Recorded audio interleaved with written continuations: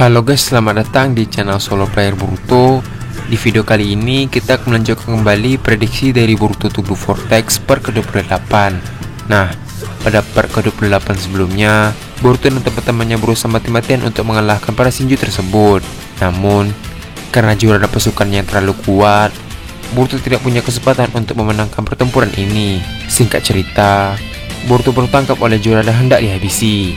Namun, untungnya Kawaki tiba dan langsung memukul Jiraiya hingga terpental sangat jauh. Apa yang akan terjadi selanjutnya? Nah, sebelum kita mulai pembahasannya, mari kita putar dulu intronya.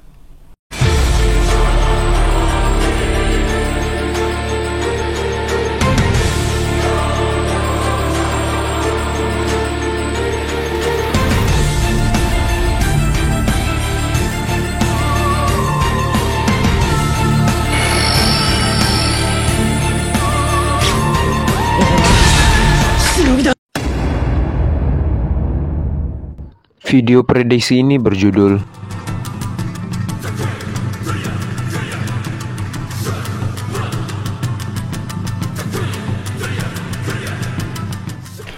adegan dimulai dengan diperlihatkannya Boruto.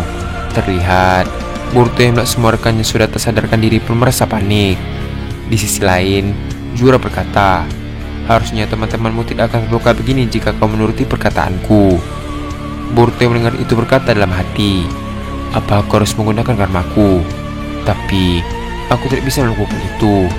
Mungkin bisa saja aku kehilangan jati diriku dan menghabisi semua teman-temanku." Boruto yang masih berpikir panjang pun melihat ke arah Jiraiya. Di sisi lain, Jiraiya langsung menangkap Boruto menggunakan mokutonnya. Dengan cepat, Jiraiya berniat mengakhiri pertempuran mereka. Namun, sebelum Jiraiya benar-benar menghancurkan Boruto, seseorang pun datang dan segera memukul Jiraiya dengan keras. Terlihat pukulan tersebut mampu membuat Jiraiya terpental sangat jauh. Ternyata itu adalah Kawaki. Kawaki berkata pada Boruto, "Apa aku baik-baik saja, Boruto?" Boruto yang melihat kedatangan Kawaki membalas, "Akhirnya kau tiba juga, Kawaki." Di sisi lain, Jiraiya yang dalam keadaan terbaring pun bangkit kembali. Jiraiya yang heran dengan kekuatan Kawaki berkata, "Perasaan sebelum itu, kekuatannya tidak sebesar ini. Apa yang sebenarnya terjadi?" Adegan pun beralih ke Kawaki kembali. Terlihat Kawaki pun membebaskan Boruto dengan menghancurkan mokuton yang mengurungnya. Setelah Boruto bebas dari kurungan tersebut, Boruto berkata pada Kawaki, "Terima kasih telah menyelamatkanku. Sulit bagiku untuk mengalahkan mereka sendirian." Kawaki membalas, "Aku mengerti. Serahkan padaku." Di sisi lain tempat, Hidari sepertinya hendak menyerang Kawaki secara diam-diam. Terlihat Hidari pun masuk ke dalam tanda cakar. Adegan pun beralih ke Jiraiya kembali. Jiraiya berkata pada Kawaki, "Kawaki, sebaiknya kau jangan ikut campur. Kau adalah tumbal berharga kami. Sangat disayangkan jika kau ikut terbunuh juga." Kawaki mendengar itu membalas, "Lebih baik aku mati jika harus menuruti perintahmu." Mendengar perkataan Kawaki, ekspresi dari Jiraiya pun berubah menjadi kesal. Tak lama setelah itu, Hidari muncul tepat di belakang Hidari menggunakan tanda cakar secara diam-diam. Ingin memanfaatkan momen tersebut, Hidari dengan cepat menyerang Kawaki menggunakan bilah pedangnya. Namun, sebelum pedang tersebut mengenai tubuh Kawaki, Kawaki dengan sigap menyerang Hidari menggunakan tangan yang telah dirubah menjadi struktur yang lebih keras. Hidari yang melihat hal itu mencoba untuk menghindar dengan masuk ke dalam tanda cakar. Namun, Kawaki yang menyadari niat dari Hidari langsung menghancurkan semua tanda cakar yang berada di sekitarnya menggunakan mata Kokugan. Terlihat Hidari pun tidak bisa kabur lagi. Karena hal itu, Kawaki dengan cepat menendang Hidari hingga terpental sangat jauh. Tak hanya itu, selama Hidari melayang, Kawaki juga mengeluarkan batangan besi hitam untuk mengunci pergerakan Hidari. Setelah Hidari terjatuh ke tanah, tiba-tiba saja Kawaki sudah berada di samping Hidari. Dengan cepat, Kawaki menggunakan laser peledaknya untuk menyerang Hidari. Terlihat, serangan Kawaki pun mengeluarkan ledakan yang sangat dahsyat. Dan juga, Hidari yang terkena serangan tersebut pun langsung hancur tak bersisa. Jiraiya dan Shinju lainnya pun heran dengan kekuatan Kawaki yang begitu kuat. Jiraiya berkata, "Sejak kapan dia bisa menjadi begitu kuat?" Di sisi lain tempat, Boruto yang melihat Kawaki mengalahkan Hidari dengan mudah berkata, "Sepertinya dia sudah membuka limiternya."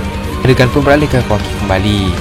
Setelah menghancurkan Shinju refleksi dari Sasuke, muncul sebuah togedama milik Hidari. Tanpa pikir panjang, Kawaki langsung mengambil togedama tersebut dan melemparkannya ke arah Boruto. Di sisi lain, Boruto yang melihat Kawaki melempar togedama ke arahnya langsung menangkapnya.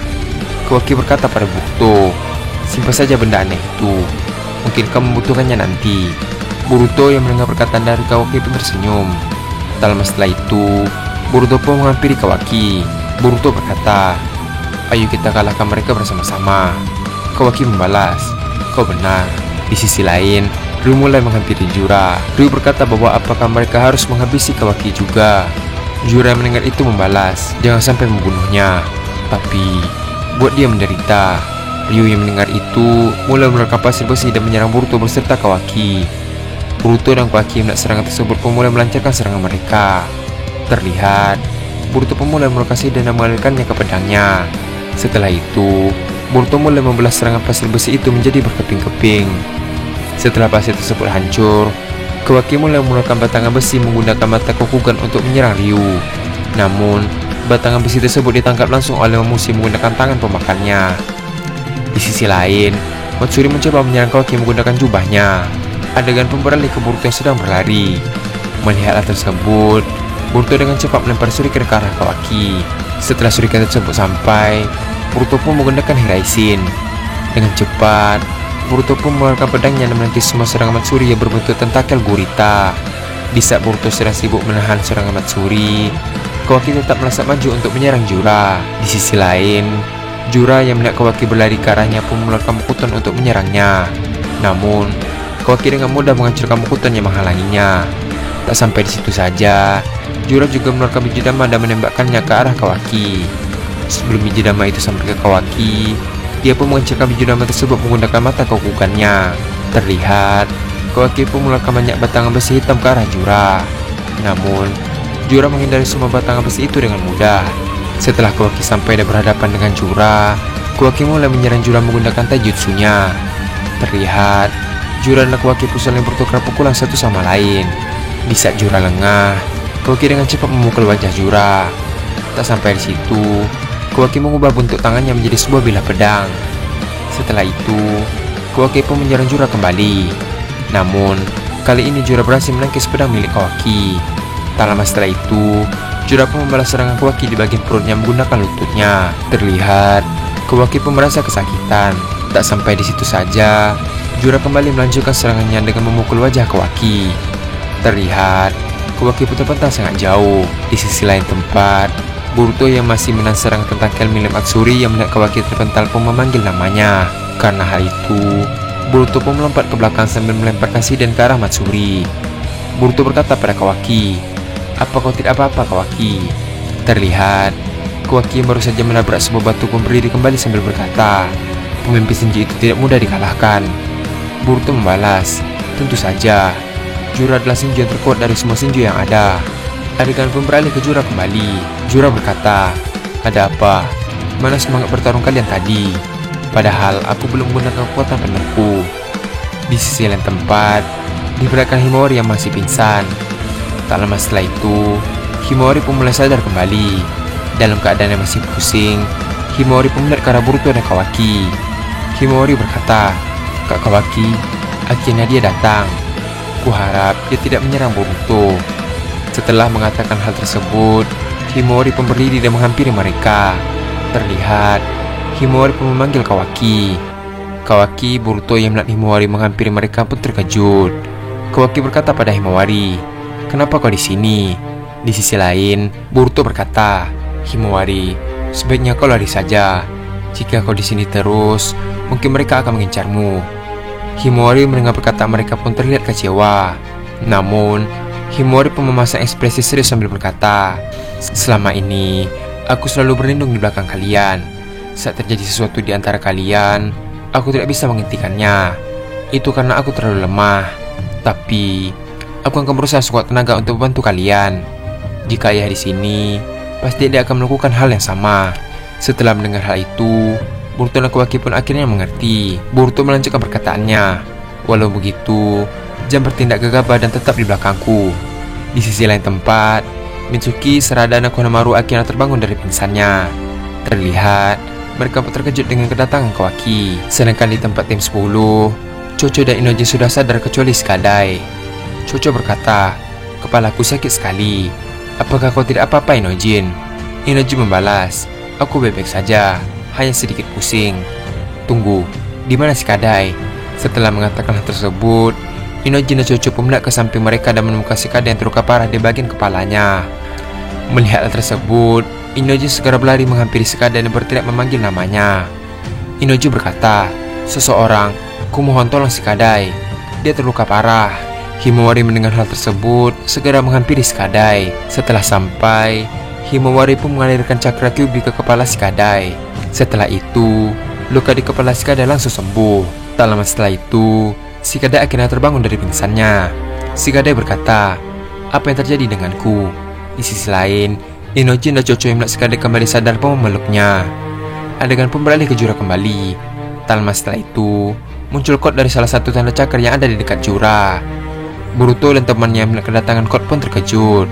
Jura berkata pada Code, "Code, apa yang kau lakukan di sini?" Code membalas, "Tentu saja aku ingin bertarung melawan mereka."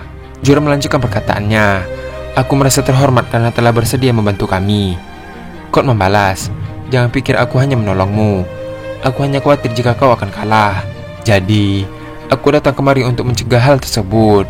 Ini semua demi buah cakra." Adegan pun beralih ke Boruto. Boruto yang melihat Code pun berkata, "Si Code itu, dia malah bekerja sama dengan Shinji itu."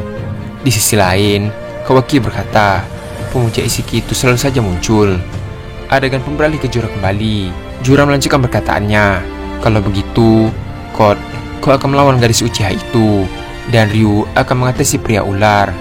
Matsuri dan Mamushi akan menghadapi tim 10 dan juga Konohamaru. Sedangkan aku mengatasi Boruto dan juga Kawaki." Setelah semua orang sepakat, mereka pun menuju ke lawan mereka masing-masing. Terlihat, Code pun mulai menghampiri Sarada. Code berkata, "Sarada, aku akan mengubahmu menjadi sebuah pohon sama seperti ayahmu." Terlihat, Sarada yang mendengar itu pun hanya diam. Tak lama setelah itu, Sarada meminta Konohamaru untuk membantu tim 10. Konohamaru yang mendengar itu langsung pergi ke tempat tim 10. Di sisi lain, Mitsuki berkata bahwa dia akan membantu Sarada untuk menghadapi Code. Namun, tiba-tiba Mitsuki diserang oleh Ryu. Ryu berkata, "Lawanmu itu adalah aku. Kali ini, aku akan membuatmu tewas di tanganku." Adegan pun beralih ke Konohamaru yang baru saja sampai di tempat tim 10. Tak lama setelah itu, Mamushi dan Matsuri pun muncul melalui tanda cakar yang ada di hadapan mereka.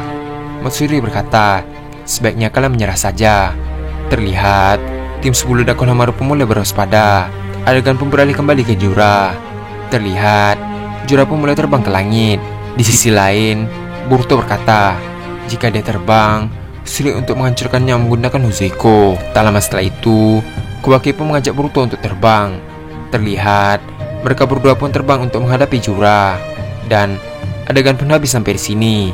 Setelah kemunculan Kawaki yang telah melepas limiternya, ternyata itu belum cukup untuk mengalahkan Jura sendirian. Namun dengan adanya Boruto yang berada di sampingnya, apakah mereka akan berhasil mengalahkan Jura? Untuk mengetahui jawaban tersebut, kita akan melanjutkannya pada part ke-30. Terima kasih telah menonton video ini sampai habis dan sampai jumpa pada video berikutnya.